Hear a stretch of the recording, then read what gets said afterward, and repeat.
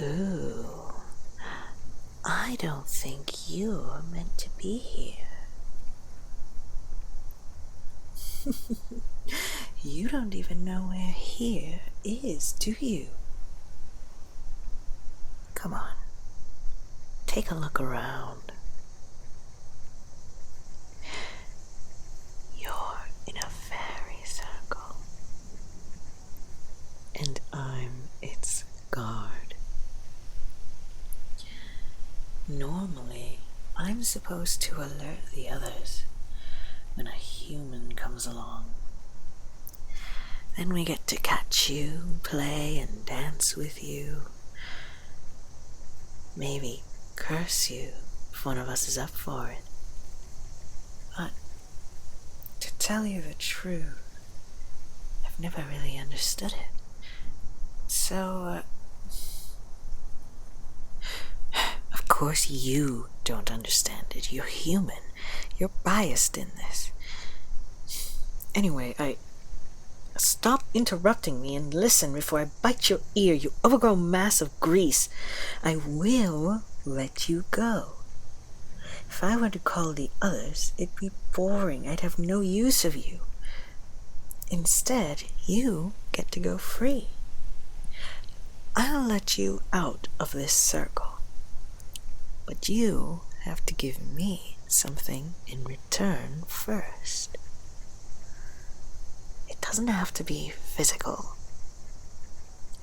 Maybe some knowledge. Well, actually, you don't look that bright.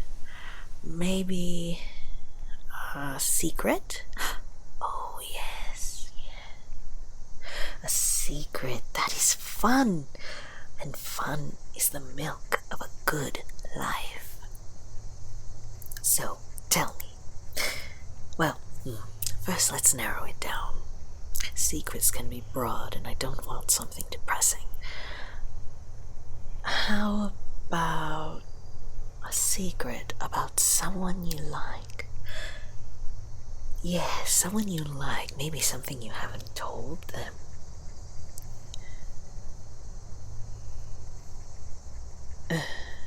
Really? That's it? That's the big secret?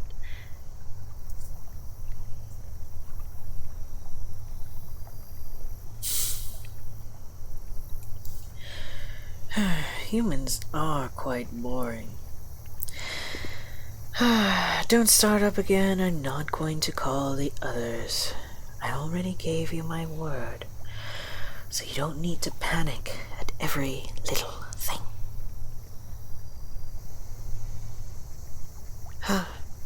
It's difficult, you know. I've daydreamed about this for a few times, and now that you're here, now that I finally have a human, and I don't really know what to do with you.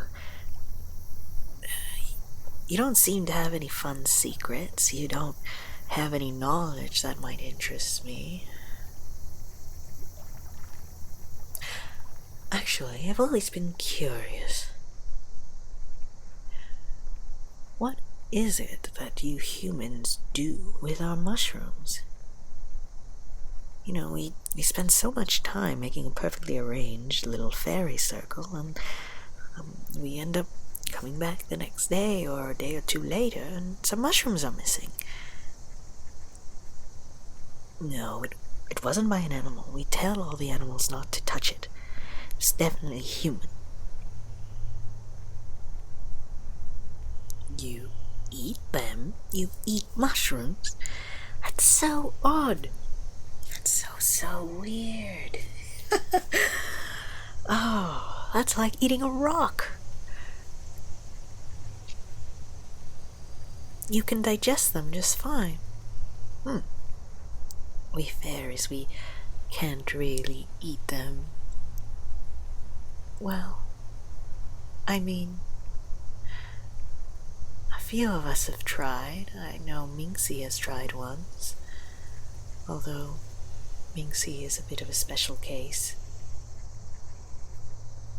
What happens when we eat one? Oh, it completely does away with our hunger.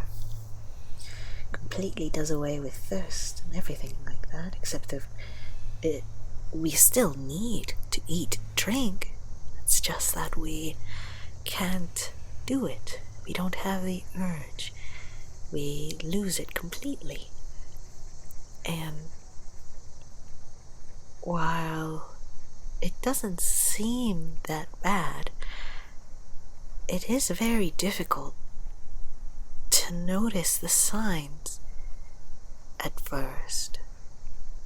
Well, like I said, Minxy had eaten a bit of mushroom on Dare once, and what ended up happening is we found out because Minxy was skin and bones, no longer felt any need to eat or drink, and Minxy will still frown when we say this. Says, in Minxy's words, I had it completely under control. I was just fine, and all of you worried for nothing. But trust me, Minxy was not fine. Not fine at all.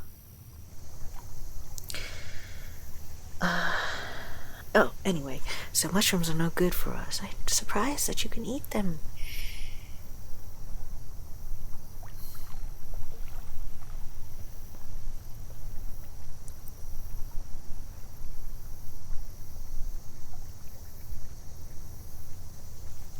What else can you eat? Can you eat poison ivy? Can you eat dragon's tongue?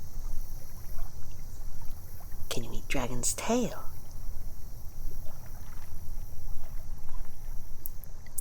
Do you even know what plants I'm asking you about?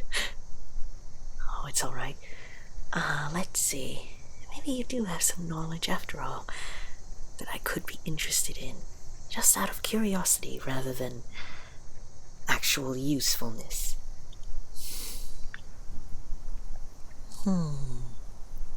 Do you have any questions for me? Maybe about magic? That's a really dumb question. I'm not going to entertain it. Let's see. My next question.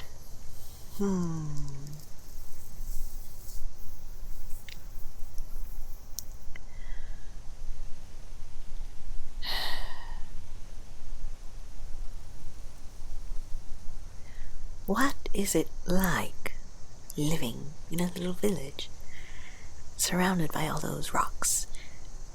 You know, the ones you build together to make a little house. There's not many trees where you are. There's not a lot of... Well, that doesn't answer my question at all. Of course it's normal to you, but what is it like? Don't you miss the breeze in the grass? Don't you miss all of the birds chirping? Don't you miss the little animals coming back and forth, scurrying? Well, I'm not talking about rats. That sounds like a you problem.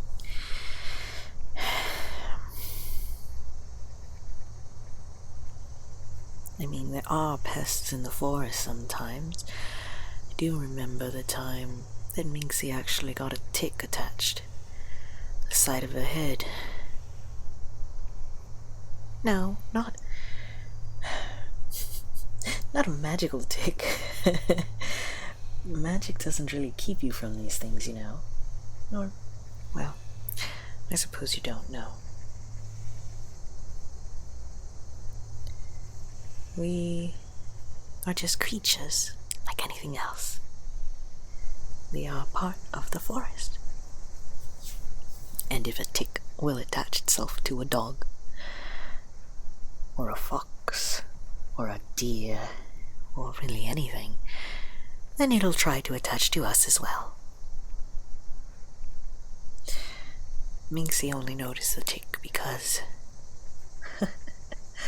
tried to lay down, turned to the side, and it was like their own personal pillow. Oh, I have way too many stories about Minxy. Poor fool. A story about me? Well, first off, I'm not going to give you my name. Names have power. And second off, what kind of story would I want to share? About someone I like? Well, I'm trying to think.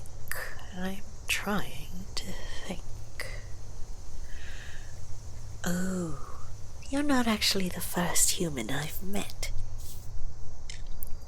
I met one once. Oh, it was a long time ago. But they were a painter. They came along with their big slab, the thing they paint on. They set it up just right in front of a tree that we had been laying about spores for mushrooms.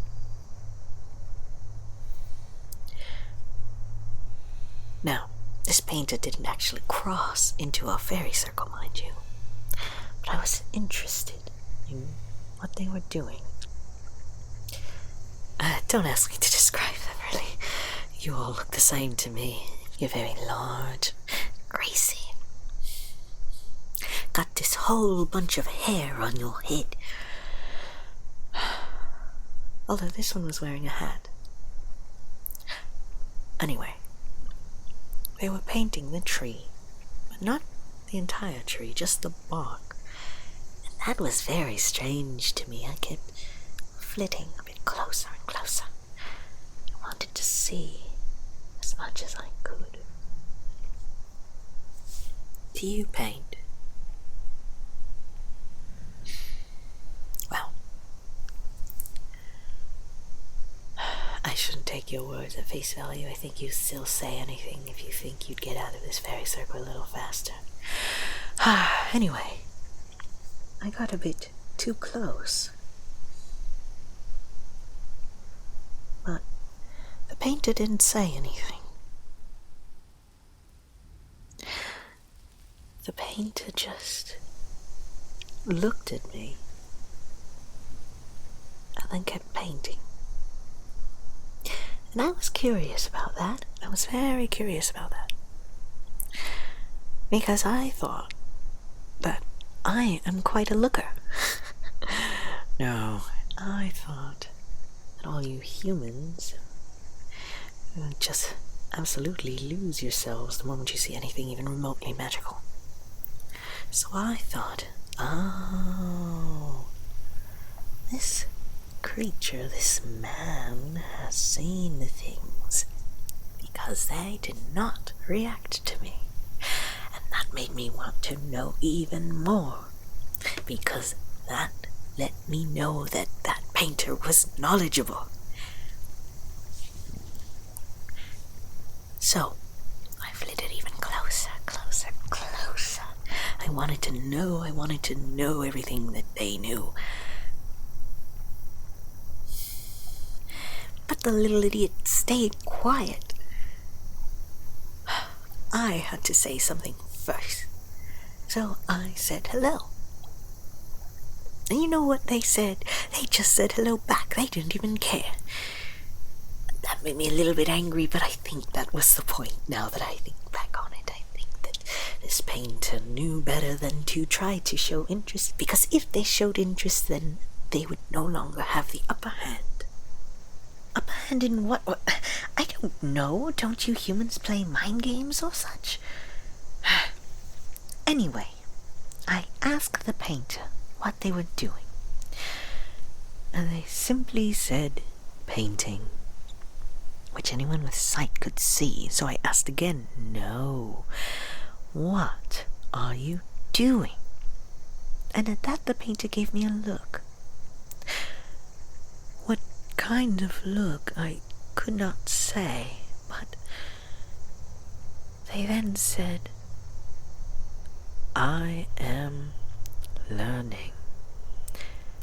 Learning about what? about the tree. I put my ear to the tree and heard nothing, but the painters shook their head. So I watched them put their brush to the paint and to the slab again and back to the paint, and the painter had such a far-off look in their eyes.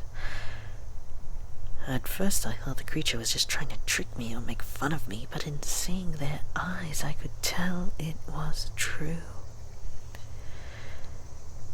They were indeed learning something from painting the tree.